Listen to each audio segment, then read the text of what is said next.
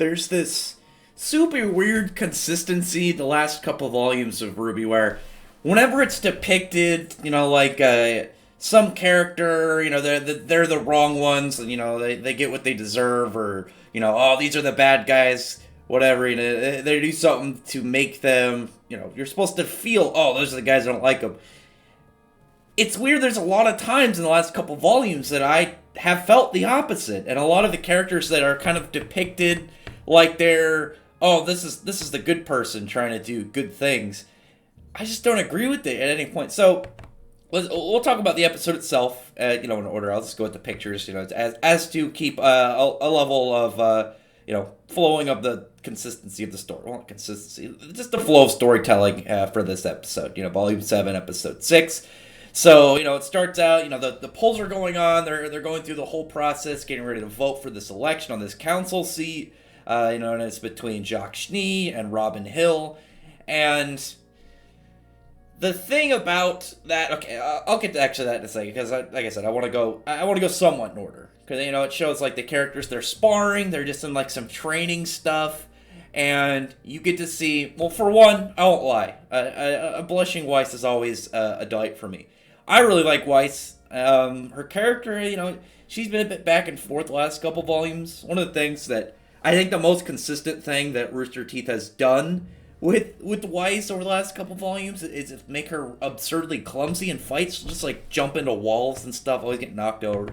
There's I've seen some good clips just like of just displaying that, of just like, how did you mess up in certain areas.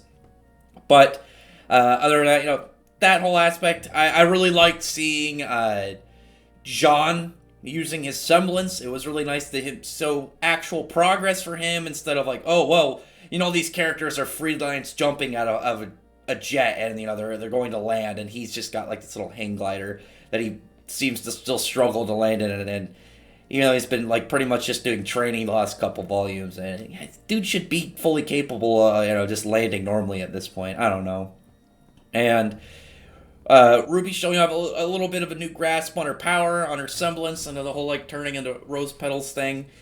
It's obviously not just speed. There's an aspect to it that hasn't been explained yet, which, it's cool to see them progress their powers. And I'm wondering when we're going to see that explanation of what it is, not just speed. But the characters at that point, they're all going their separate things to do stuff over the night. Weiss goes off with Oscar and John. They go watch a movie. Yang and Blake go to a club with members from Team Funky. And everybody else goes to a victory party for Robyn Hill before the election results are given.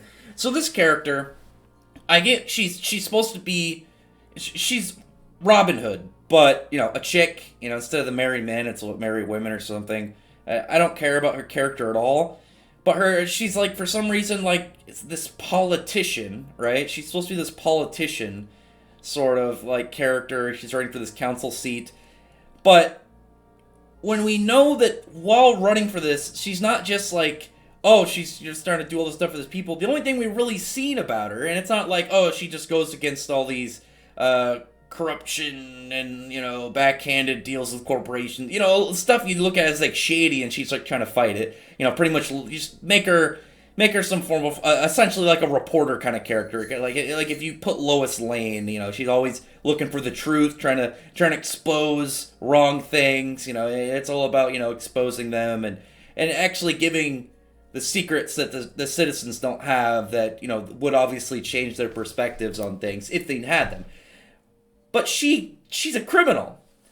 She's pretty much a criminal. Not only do we know that she breaks the law, she is ready last episode to assault members of the military. And I mean, it's just the same. You can't get ready to attack members of your kingdom's military and then, be like, oh, I'm here to do the right thing. No, she doesn't seem at any point like she's, oh, I'm a fighter for the people. She seems like you're putting a mob boss in charge. It's more like what you put like Wilson Fisk or something. It's like, okay, you can do nice things, but you're most definitely not pure. You're corrupt if you're fully fine breaking the laws of the place that you're supposed to apparently be trying to build up, and not even just like, oh yeah, small laws that are stupid and only in there to restrict like actual freedoms. No, you can't get ready to jump members of your military and like be like a straight shooting politician. That doesn't work.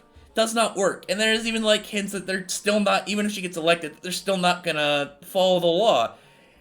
And then you throw a victory party before it even like shows that you won. I'm just like, not only do I think that she's a bad character, but I think she's an idiot.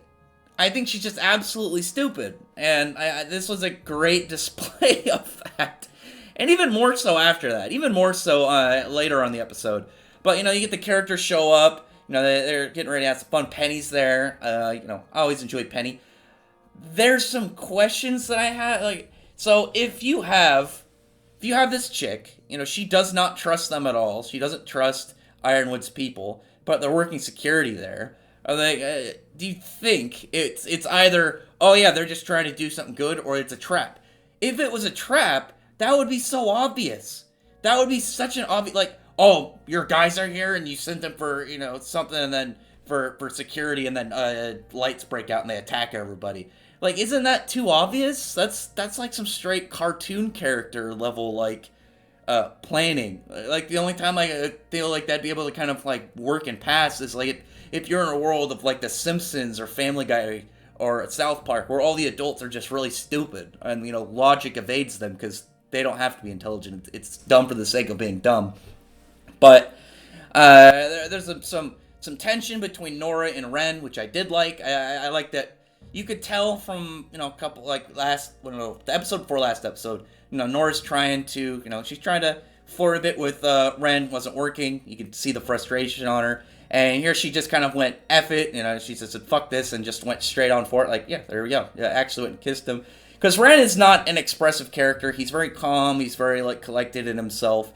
So Nora, who's, you know, very energetic, she was going to have to be the one to make the first move. I think that just worked. It's how it would really make sense with their relationship. There was a part that I was really annoyed at, and that was the whole part about, like, oh, yeah, Blake and Yang went to a club, and it's like, oh, well, maybe they're like, oh, they went as friends, like, maybe more than friends. Here's the thing. I've mentioned it before. I know if I don't explain it, somebody will say some, like, hateful bigotry stuff in the comments. But the thing is, it was very obvious that that's not where things were going for their characters when established. I mean, really, the first couple volumes of the series, all the way through 4 and I think into 5, Blake's whole thing was her conflict of, you know, attachment to Adam, her feelings towards Adam, and how she was struggling with those to, you know, even for the idea of being with a nice guy like Sun. And that whole plot line, it reminds me a lot of, like, I just see it going the exact same way as, like, Legend of Korra. I think that's actually a really good example. And the very end of Legend of Korra, they decided to make Korra a lesbian, which ended up not only destroying the entire, like, way that they built up the relationship between Mako and Korra, but because of that, they just made Mako non-existent in Volume 4. Like, he didn't matter. Or was it 3? I think it was, yeah, Volume 4. That was the one where, what's her name, Kuvira or whatever. But yeah, he just, like, wasn't really a character in that. He had, like, barely any lines. I don't think he really did anything the whole time. And that's what I feel like it's going to be with Sun. It's like, why build up... You can't build up this character and then switch it for what I imagine is shippers, because I know that the RWBY fanbase has a ton of shipping. And it'll really disappoint me if the writers let shippers influence their storytelling. I think that's stupid. You know, when relationships happen in you know, stories, it should happen organically. It can make sense. If it was different, if it was built up through the story of that's how it's going to be between Yang and Blake, but there would be no point of the whole story-like piece for, you know, Blake's side of things between Adam and, you know, Adam and Sun, if you weren't going to do that. I find that kind of a waste. And then it's like, well, what are you going to do with his character? Because Neptune was kind of built up with Weiss for a little bit, and then it was like, no, well, Neptune's more of a ladies' man, and then he didn't even really exist in the story after that point. Like, almost nobody on his team has speaking lines other than Sun, because Sun is, very directly tied to Blake for a character. But then, if they decide to, we're gonna make Blake and Yang, a couple, then what is his character gonna do? You had to build that for him this whole time, for what? I just think that's stupid. I think that's bad writing. I think it's pandering in a way, not only of just pandering, it's pandering in a retroactive story damage. I think that's stupid. I think that's a bad idea, and I know there's gonna be some people that don't agree with me, but whatever, that's your opinion. Penny was a delight in this chapter, or in this episode rather. Penny's always a delight. I can't deny that. So here's the thing, though. So I have very much enjoyed Watts this volume. I think he's been really cool. Tyrion, when he showed up. So it's funny because out of those four, the four kind of members of Salem's main crew, you have Cinder, who I'm I don't really care about Cinder. She's kind of bland. You have Tyrion, who I think is really cool in design and display, and just his fighting style. He's just a neat, crazy dude with some nice tie-ins to their characters. You have Hazel, who's interesting, but I don't really care too much about him. He's he's kind of cool, but I don't really care. I would rather have someone like Adam or Torchwick present than him. But then you have Watts, Watts has been really neat because he's been he's a smart guy. He's not like Tyrion. Tyrion's this weird, crazy, expressive, very odd entity. Whenever it's his time to show him off. Watts is smart. He's constantly thinking. He's all about manipulation and working on these devices. He's got a lot of tie-ins to the city. Obviously, he said he designed a lot of the code for all these different pieces of technology that are a part of Atlas.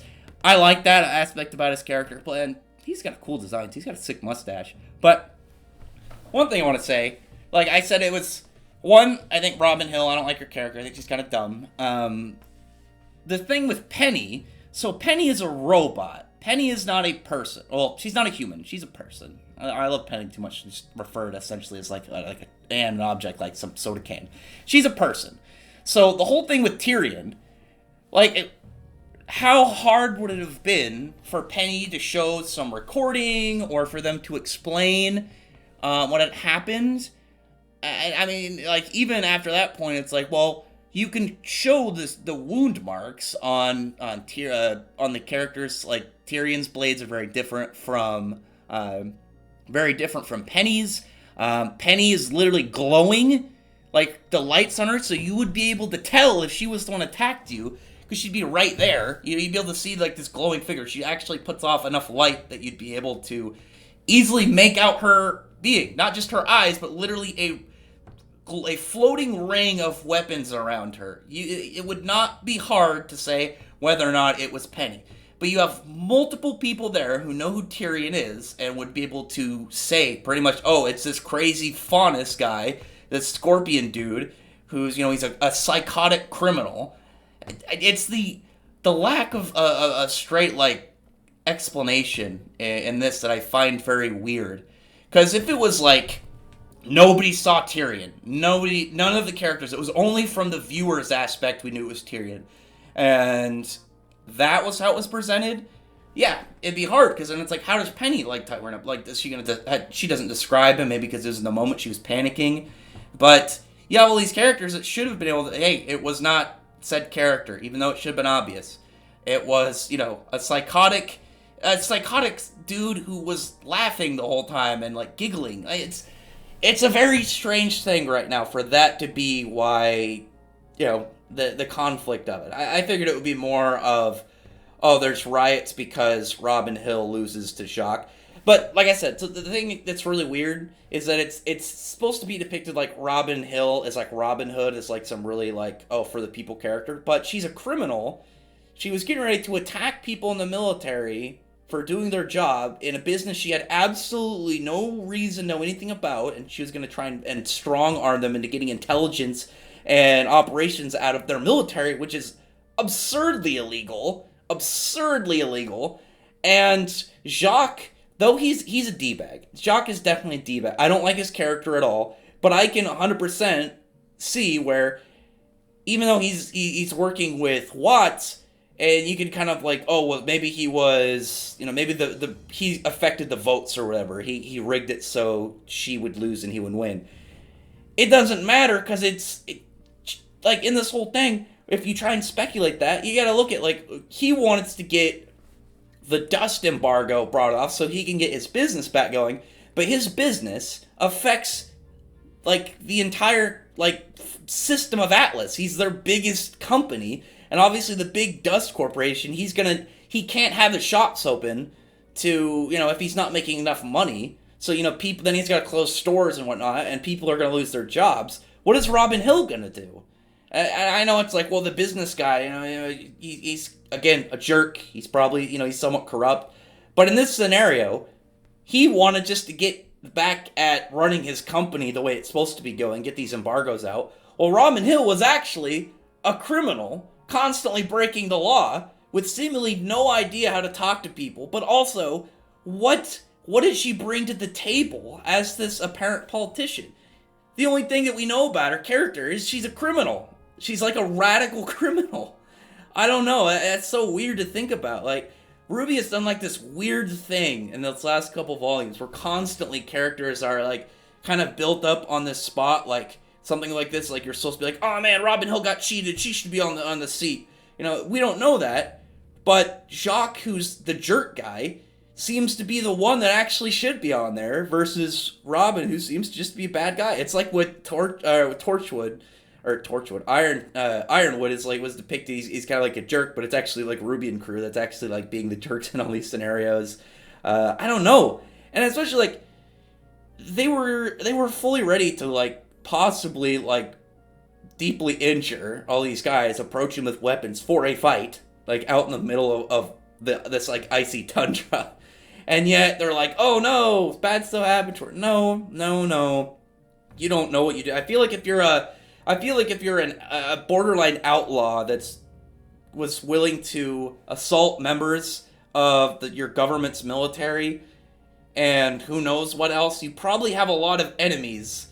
So I like the amount of boasting and stupidity on her part just makes it really hard for her character to seem any way likable, any way like she should be in this spot. I don't even think there's anything presented that it's like, well, you're right for the job. It just seems kind of like she's, hey, look, I'm here, I'll do stuff for you, and then people are like, oh, you know what, I think I believe her, versus the guy who, he wants to undo an embargo that's affecting his company, that affects the profit and jobs of Atlas. There's so many weird things like that going on. I don't know. But other than that, I really enjoyed just seeing Tyrion just go wild, be the crazy scorpion man he is, and Watts just doing his, in his tech cave villain stuff. That was just such a neat thing to go about it. And then, like I said, the progression for Nora and Ren's relationship, which is actually organic, versus the probably what's going to happen forced lesbian relationship between Blake and Yang. Because, again, like I said, the whole Adam son storyline for Blake will be completely thrown into the garbage after multiple volumes of being built up, which will be stupid.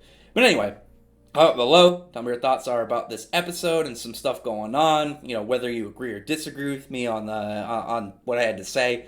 But other than that, I really appreciate anyone, thumbs up the video, prefer the like button, subscribe button, and check out my other videos. But that, I appreciate everyone who's already subscribed, and I thank you all for listening. Bye.